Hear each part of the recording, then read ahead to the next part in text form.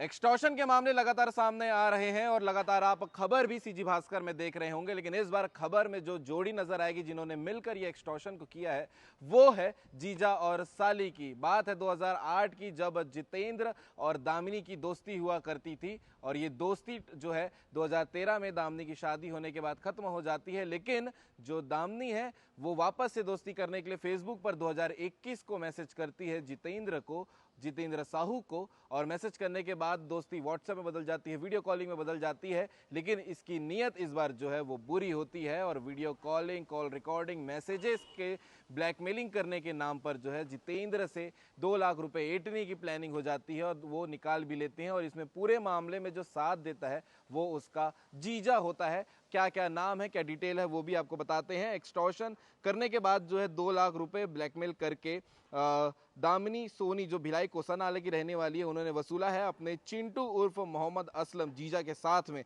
जैसे कि मैंने कहानी बताई थी, ये पूरी कहानी नंदनी थाना क्षेत्र की है। 2008 से 2013, 2013 से 2021 में वापस से फेसबुक में मैसेज करने के बाद 2 लाख रुपए ब्लैकमेल करके, एक्सटॉर्शन करके वसूल लिए गए हैं।